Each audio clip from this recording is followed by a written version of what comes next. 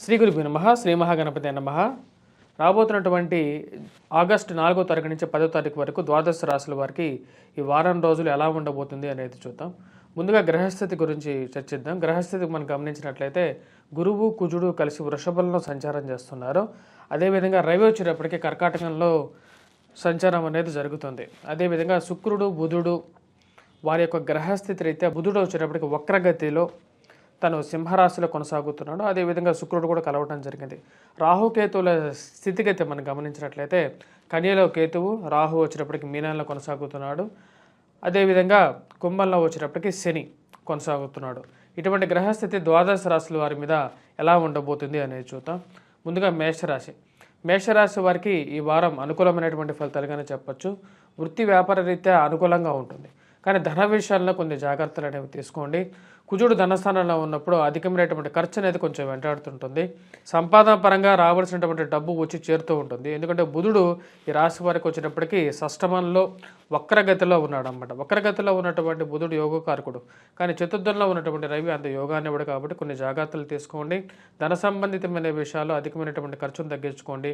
వృత్తి వ్యాపార రీత్యా కూడా అనుకూలమైనటువంటి పరిస్థితి ఏదైతే ఉందో అది కొనసాగుతూ ఉంటుంది. ఈ రాశి వారికి వివాహ ప్రయత్న సంబంధితమైన విషయాల్లో కూడా ప్రయత్నాలు సాకారం అవడానికి అధికమైనటువంటి ఛాన్సెస్ ఎక్కువగా ఉన్నాయి.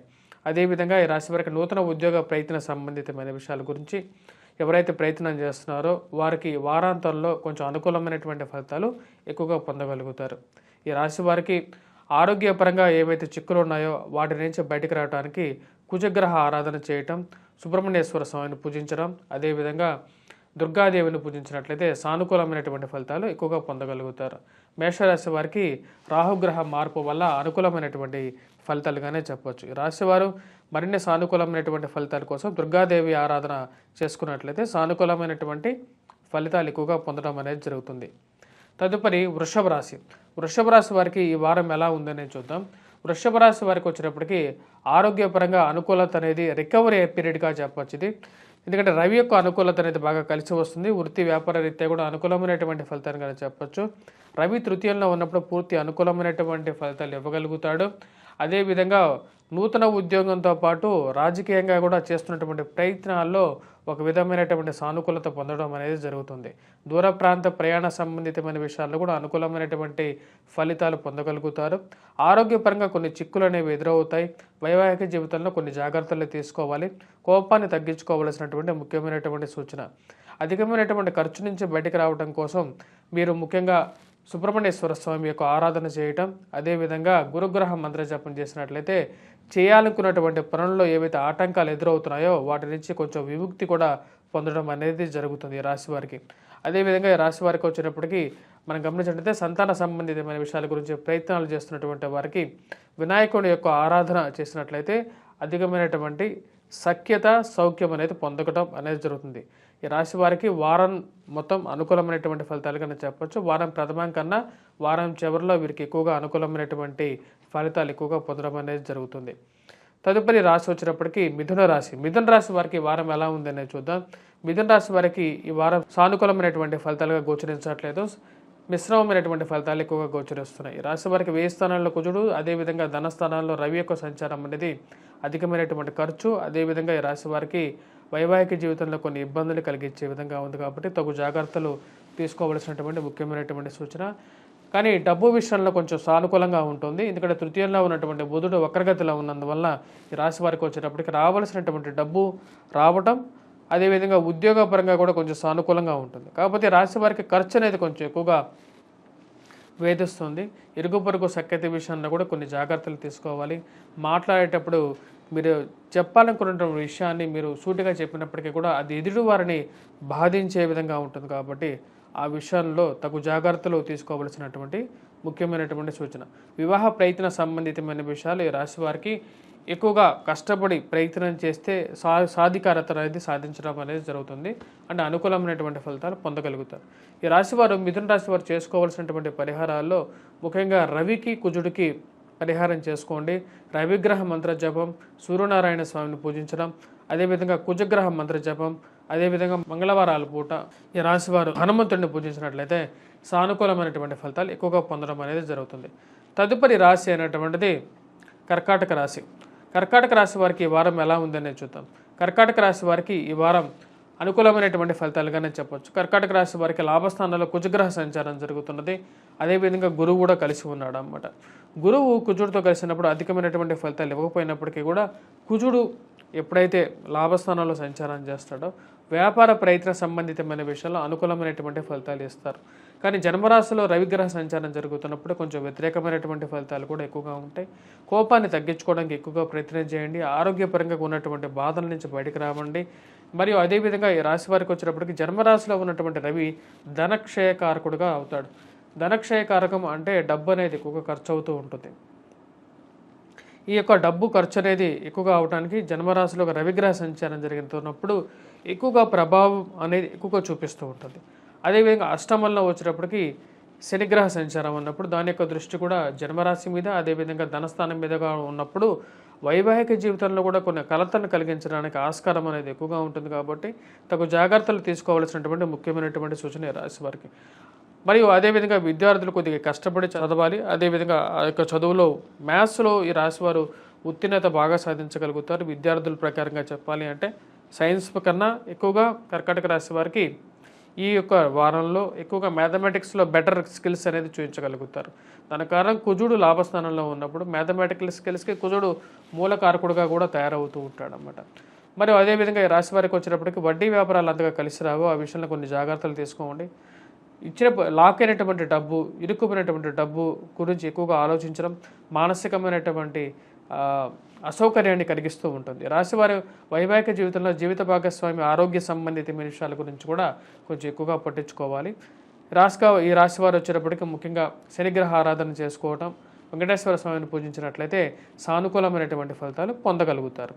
తదుపరి సింహరాశి. సింహరాశి వారికి ఈ వారం ఎలా ఉందనేది చూద్దాం. సింహరాశి వారికి వచ్చేటప్పటికి ఈ వారంలో కొంచెం మిశ్రమమైనటువంటి ఫలితంగానే చెప్పచ్చు. అనుకూలమైనటువంటి గ్రహస్థితిగా గోచరించట్లేదు. ధనస్థానాల్లో వచ్చేటప్పటికి రాశి వారికి కేతువు, అదేవిధంగా అష్టమంలో రాహు, అదేవిధంగా వ్యయ స్థానాల్లో రవి, అదేవిధంగా రాజ్యస్థానాల్లో కుజుడు. ఇది అనుకూలమైనటువంటి ఫలితాలు ఇవ్వట్లేదు. కాకపోతే ఆరోగ్యపరంగా కొంచెం రికవరీ అనేది బాగుంటుంది. ఎందుకంటే బుధుడు జన్మరాశిలో ఉన్నందువల్ల వక్రగతిలో ఉన్నప్పటికీ కూడా బుధుడు జన్మరాశిలో బుధుడు శుక్రుడు కలిసినటువంటి గ్రహాలు ఎప్పుడైతే జన్మరాశిలో ఉంటాయో ఇది వచ్చేటప్పటికి ఈ రెండు గ్రహాలు కలిసినప్పుడు ఎప్పుడైతే జన్మరాశిలో ఉంటాడో స్వస్థతను కలిగిస్తాడనమాట. అంటే ఆరోగ్యపరంగా రికవరీ అనేది ఎక్కువగా ఇవ్వగలుగుతాడు. మరి అదేవిధంగా సౌకర్యాన్ని భోగాన్ని కూడా ఇవ్వగలుగుతాడు. అంటే సుఖమైనటువంటి నిద్ర, సుఖమైనటువంటి భోజనాన్ని ఇవ్వగలుగుతాడు, ప్రశాంతమైనటువంటి జీవితాన్ని ఇవ్వగలుగుతాడు, కొంచెం రికవరీగా ఇవ్వగలుగుతాడు అన్నమాట. కానీ ఈ రాశి వారికి ఇందాక నేను చెప్తున్నట్లుగానే రవి మరియు అదేవిధంగా కుజుడు అంత అనుకూలంగా లేరు.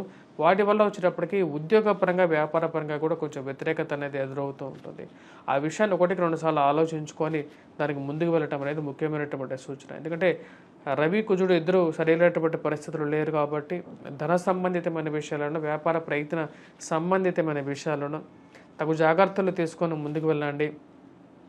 పోటీ పరీక్షల కోసం ప్రిపేర్ అవుతున్నటువంటి విద్యార్థులు కాన్ఫిడెన్స్ పెంచుకోవడానికి ముఖ్యంగా వచ్చినప్పటికీ గురుగ్రహ మంత్ర జపం అనేది చేసుకోండి.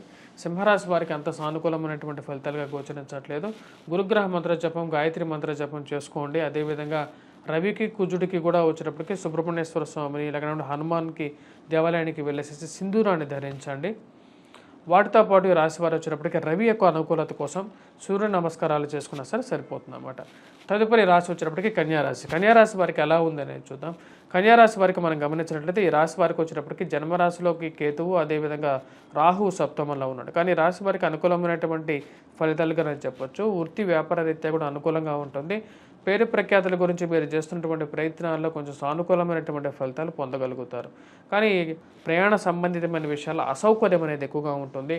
పార్ట్నర్షిప్ బిజినెస్లో కొన్ని జాగ్రత్తలు అనేవి తీసుకోండి. డబ్బు విషయంలో కొన్ని జాగ్రత్తలు తీసుకోండి. వృత్తిపరంగా, వ్యాపారపరంగా వచ్చినప్పటికీ 10 మందిలో గుర్తింపు పొందగలుగుతారు. అదేవిధంగా ఆఫీసెస్లో కానీ, కార్యాలయాల్లో కానీ మీరు పనిచేస్తున్నటువంటి స్థితిలో మంచి పేరు రావడం అనేది జరుగుతుంది. సంతాన సంబంధితమైన విషయాలు అనేవి అనుకూలించగలుగుతాయి. అదేవిధంగా వృత్తిపరంగా కూడా సానుకూలమైనటువంటి ఫలితాలు పొందడం అనేది జరుగుతుంది ఈ రాశి వారికి. ఈ రాశి వారికి సానుకూలమైనటువంటి ఫలితాలుగానే చెప్పవచ్చు. రాశి వారికి మరియు అన్ని అనుకూలమైనటువంటి ఫలితాల గురించి ఇంకా అనుకూలమైనటువంటి ఫలితాల గురించి మనం చెప్పాలంటే ఈ రాశి వారు రాహుకేతువులు ఇద్దరికి పరిహారం చేసుకోండి. ఎందుకంటే రాహువు ఎప్పుడైతే సప్తమంలో ఉంటాడో ఈ రాశి వారికి వైవాహిక జీవితంలో కొన్ని కష్టాలు కూడా మిస్అండర్స్టాండింగ్స్ కలిగిస్తూ ఉంటాడు. కాబట్టి ఆ విషయంలో ఈ రాశి వారు వచ్చేటప్పటికి ఈ యొక్క పరిహారం అనేది చేసుకోండి. బుధుడు శుక్రుడు కలిసి ఈ రాశి వారికి వ్యయ స్థానంలో ఉన్నప్పుడు అనుకూలమైనటువంటి ఫలితాలు ఎక్కువగా ఇవ్వడం జరుగుతుంది. ముఖ్యంగా వ్యాపారాల్లోనూ అదేవిధంగా ఫైనాన్షియల్ రొటేషన్స్లోనూ అనుకూలమైనటువంటి ఫలితాలు రావాల్సినటువంటి డబ్బు సమయానికి రావటం అనేది ఒక మంచి పరిణామంగా కూడా చెప్పచ్చు అన్నమాట ఇక కన్యా రాశి వారికి. తదుపరి రాశి వచ్చేటప్పటికి తులారాశి. తులారాశి వారికి ఈ వారం ఎలా ఉందనేది చూద్దాం. తులారాశి వారికి వచ్చేటప్పటికి ఈ వారం అనుకూలమైనటువంటి ఫలితాలుగానే చెప్పచ్చు. రాజ్యస్థానంలో ఉన్నటువంటి రవి యోగకారకుడు, లాభస్థానంలో ఉన్నటువంటి బుధుడు కూడా అనుకూలమైనటువంటి ఫలితాలు ఇవ్వగలుగుతాడు. ఈ రాశి వారికి అది అనుకూలించే విధంగా ఉంది. కానీ వైవాహిక జీవితంలో కొన్ని జాగ్రత్తలు అనేవి తీసుకోవాలి. ఎందుకంటే అష్టమంలో కుజగ్రహ సంచారం జరుగుతున్నది. ఇది కొంచెం ప్రతిబంధకంగా ఉంటుందన్నమాట. సో కాబట్టి డబ్బు ఖర్చు పెట్టేటప్పుడు కానీ లేకపోతే మాట్లాడేటప్పుడు కానీ మ్యారిటల్ ఇష్యూస్లు అంటే ముఖ్యంగా వచ్చేటప్పటికి ప్రేమ సంబంధితమైన వ్యవహారాలు మరియు అదేవిధంగా వైవాహిక జీవితంలో కొన్ని జాగ్రత్తలు తీసుకొని ముందుకు వెళ్ళాలి. జీవిత భాగస్వామి ఆరోగ్య సంబంధితమైన విషయాల్లో కూడా తగు జాగ్రత్తలు తీసుకోవలసినటువంటి ముఖ్యమైనటువంటి సూచనగా చెప్పడం జరుగుతుంది. విద్యార్థులకు వచ్చేటప్పటికి సానుకూలమైనటువంటి ఫలితాలుగానే చెప్పవచ్చు. రవి అనుకూలమైనటువంటి స్థితిగతిలో ఉన్నప్పుడు పోటీ పరీక్షల కోసం ప్రిపేర్ అవుతున్నటువంటి వారికి సానుకూలమైనటువంటి ఫలితాలు ఇవ్వగలుగుతాడు ఈ వారంలో. మరియు అదేవిధంగా ఎవరైతే నూతన వ్యాపార ప్రయత్న సంబంధితమైన విషయాలు గురించి ప్రయత్నం చేస్తున్నటువంటి వారికి కూడా సానుకూలమైనటువంటి ఫలితాలు పొందడం అనేది జరుగుతుంది. ఈ రాశి వారు చేసుకోవాల్సినటువంటి పరిహారాల్లో ముఖ్యంగా గురుగ్రహ మంత్ర జపం, గాయత్రి మంత్ర జపం చేసుకున్నట్లయితే సానుకూలమైనటువంటి ఫలితాలు పొందగలుగుతారు. ఇది చేసుకోలేనటువంటి వారు ముఖ్యంగా విష్ణు సహస్రనామ పారాయణం కానీ విష్ణువుని పూజించినట్లయితే సానుకూలమైనటువంటి ఫలితాలు పొందగలుగుతారు. తదుపరి రాసినటువంటి వృశ్చిక రాశి. వృశ్చిక రాశి వారికి ఈ వారం ఎలా ఉందనేది చూద్దాం. వృశ్చిక రాశి వారికి ఈ యొక్క వారం మిశ్రమమైనటువంటి ఫలితాలుగానే చెప్పచ్చు. ఎందుకంటే గ్రహస్థితి అంత అనుకూలమైనటువంటి ఫలితాలు ఇవ్వట్లేదు.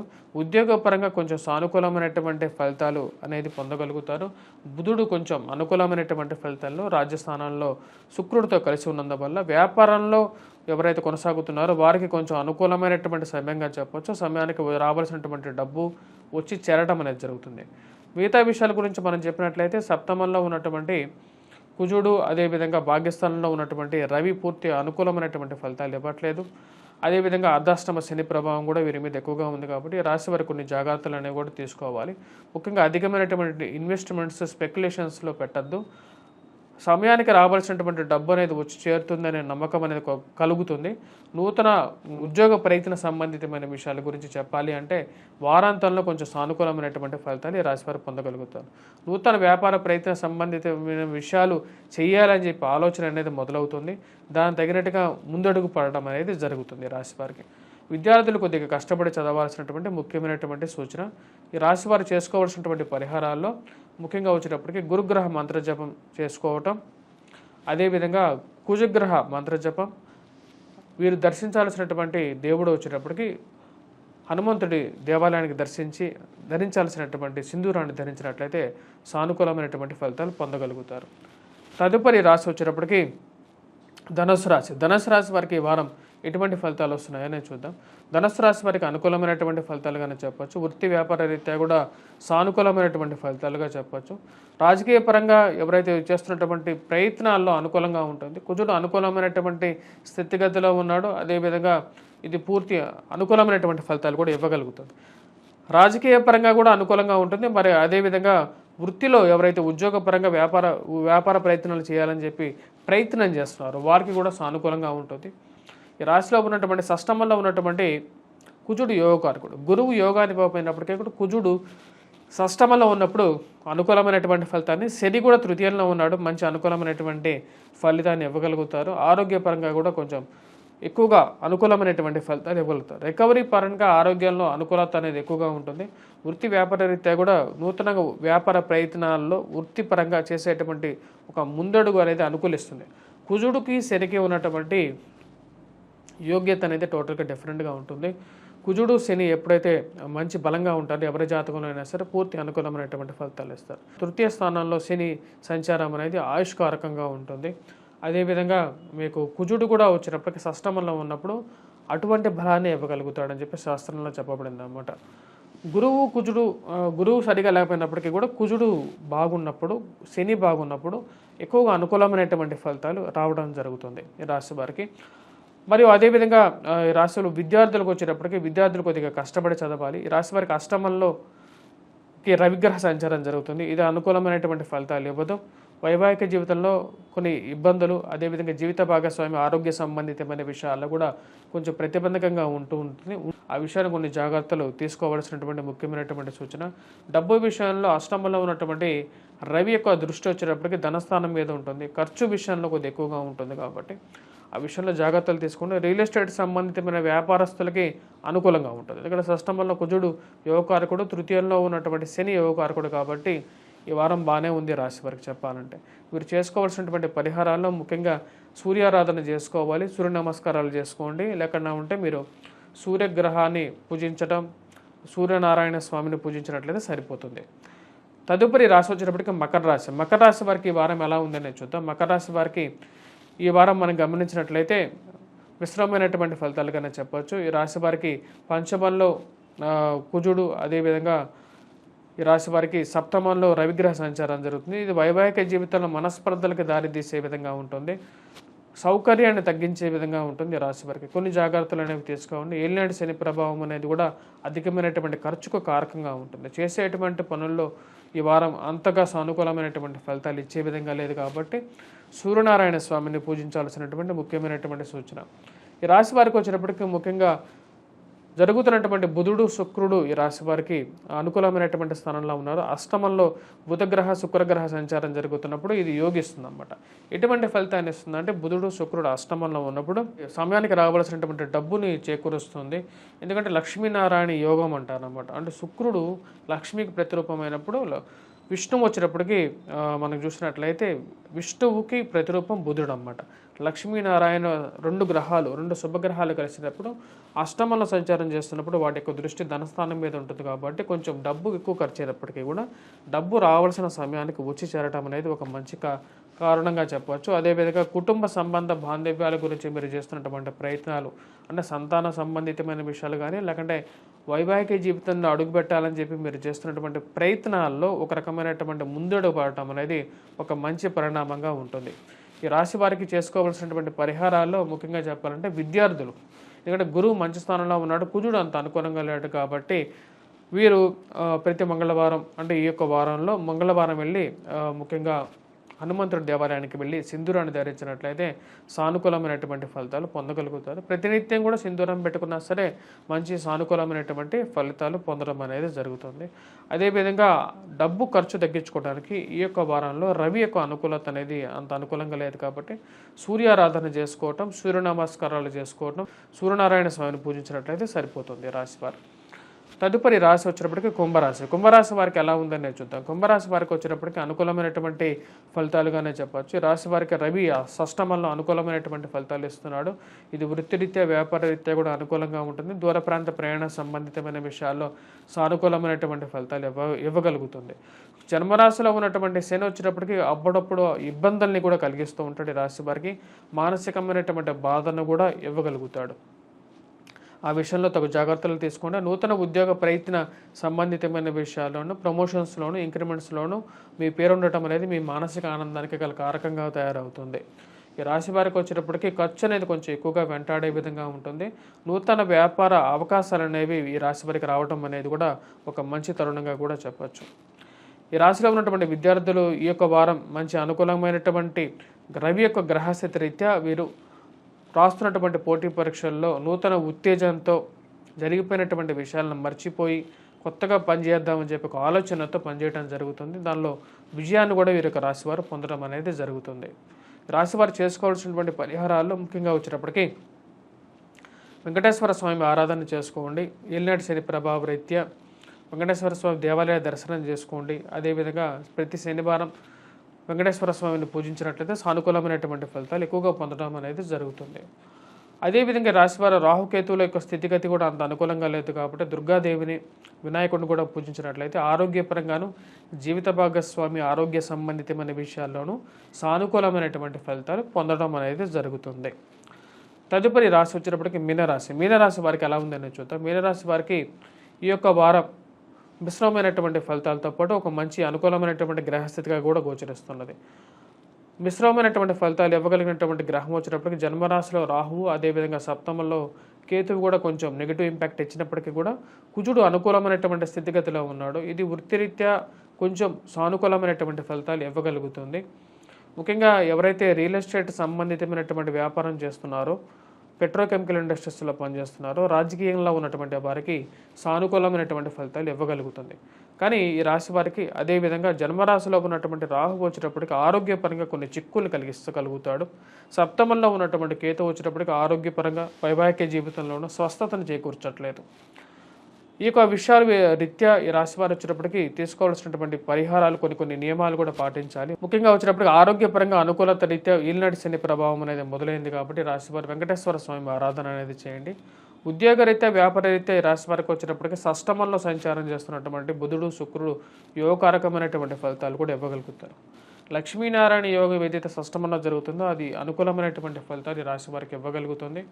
అది వృత్తిరీత్యా వ్యాపారరీత్యా కొంచెం సానుకూలమైనటువంటి ఫలితాలు కూడా ఈ రాశి వారికి ఇవ్వగలుగుతుంది. మరి విద్యార్థులు వచ్చినప్పటికి ఎవరైతే పోటీ పరీక్షల కోసం ప్రిపేర్ అవుతున్నారో వారు కొద్దిగా కష్టపడి చదవగలిగితే విజయాన్ని కూడా పొందగలుగుతారు. చేయాల్సినటువంటి పరిహారాల్లో ముఖ్యంగా దుర్గాదేవిని పూజించడం, అదేవిధంగా వినాయకుడిని పూజించినట్లయితే సరిపోతుంది. ఏలినాటి శని ప్రభావం రీత్యా వెంకటేశ్వర స్వామి ఆరాధన కూడా ఈ రాశి వారు చేసుకోవచ్చు. సూర్యనారాయణ స్వామిని కూడా పూజించితే మంచి అనుకూలమైనటువంటి ఫలితాలు ఈ రాశి వారు పొందడం అనేది జరుగుతుంది. స్వస్తి.